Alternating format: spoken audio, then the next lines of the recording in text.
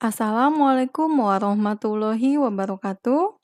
Pendak deui sareng Miss Poppy dina pangajaran bahasa Sunda. Kumaha kabarna sadayana damang? Mudah-mudahan sadayana teh damang. Henteu aya anu budurnya. Ayeuna urang bakal ngabahas ngeunaan materi drama.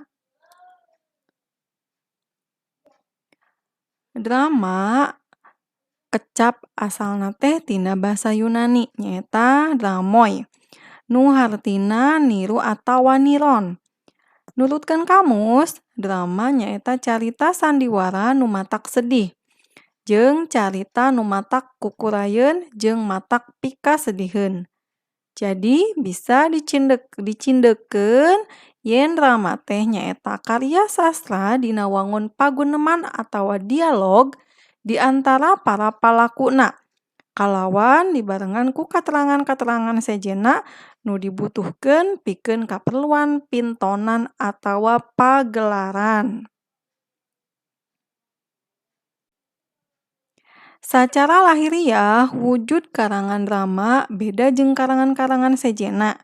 Biasana sok aya pertelaan palaku, ngeunaan palaku jeung parepolah palakuna. Aya deui pertelaan sejenna. Contona babak jeung adegan.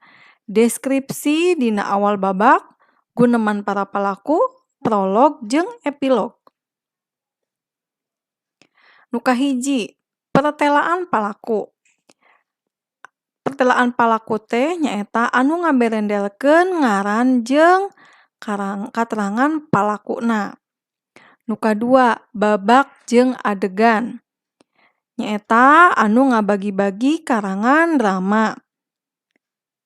Nu katilu, candraan dina awal babak.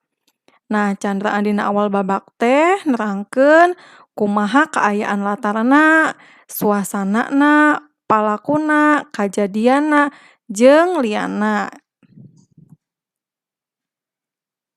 Nu kaopat nyaeta paguneman. Paguneman teh nyaeta kalimah langsung para palakuna anu silih tempas. Atawa dina basa Indonesia nama nyaeta percakapan. Kalima, prolog jeung epilog. Prolog ditulis di awal drama. Dieusi ku katerangan atawa pamanggih pangarang ngeunaan lalakon anu baris disuguhkeun. Epilog ditulis dina panutup drama dieusi ku kacindekan lalakon jeung nasehat pangarangna. Nah, di dieu aya contoh-contoh drama Sunda. Nah, nu kahiji nyaeta Lenggang Kancana, Kalenting Kuning, Munding Laya di Kusuma, Jalak Harupat, Munding Laya Sabat Langit, Inten Dewata, Galunggung Ngadeg Tumenggung, sareng Nyi Rambut Kasih.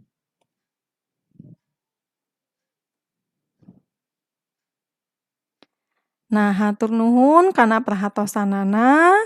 Urang pendak deui minggon payun, tong hilap tugasna dikerjakeun sareng dikempelkeun tepat waktu. Wassalamualaikum warahmatullahi wabarakatuh.